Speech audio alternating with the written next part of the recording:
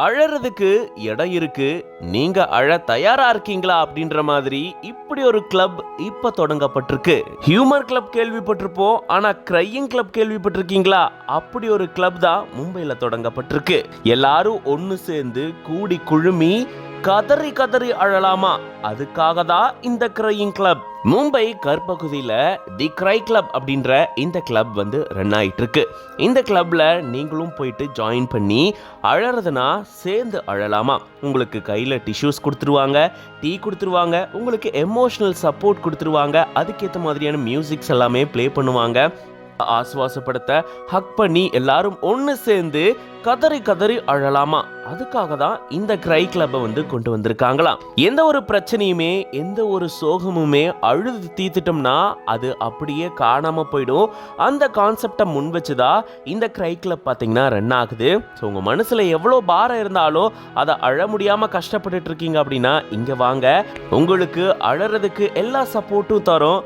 ஒன்னா சேர்ந்து அந்த விஷயத்த பேசி அழுது தீர்த்தரலாம். அதுக்கப்புறம் உங்களுடைய பிரச்சனைகள் எல்லாம் சால்வ் ஆயிடுங்க அப்படின்றதான் இவங்களுடைய மெயின் மோட்டாவாகவும் இருக்கு.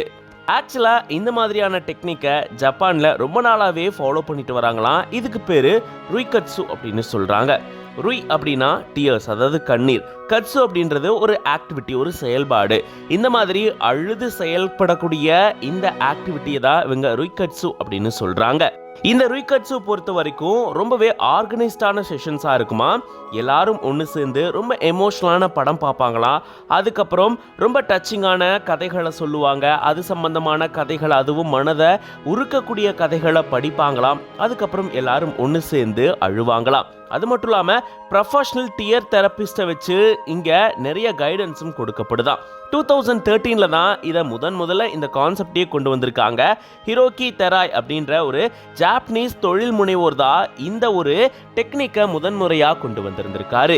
ஸோ இப்போ இது நம்ம இந்தியாலையும் கொஞ்சம் கொஞ்சமாக பிரபலம் அடைய ஆரம்பிச்சிருக்கு. மும்பையில் ஆரம்பிச்சிருக்கு. அடுத்து பெரிய பெரிய நகரங்களில் இந்த மாதிரியான கிரை கிளப் வரலாம் அப்படின்னும் எதிர்பார்க்கப்படுது. எனிவேஸ்ங்க, ஹியூமர் கிளப் கேள்விப்பட்டிருக்கோம், ஆனால் கிரை கிளப் அப்படின்றது ரொம்ப புதுசாக இருக்கு அப்படின்ற மாதிரி தான் இருக்கு. எனிவேஸ், இதை பற்றி நீங்கள் என்ன நினைக்கிறீங்க அப்படின்றத கமெண்ட்ஸ்ல சொல்லுங்க. For more updates follow Flix9. For spiritual contents follow Flix9 Divine. Flix9 உங்க கையால ஓபன் பண்ணுங்க. சந்தோஷமா Flix9 OTT என்னுடைய நெஞ்சார்ந்த வாழ்த்துக்கள். நல்லா படங்கள் பெரிய லெவலில் வரட்டும் நான் வாழ்த்துறேன். தேங்க்ஸ்.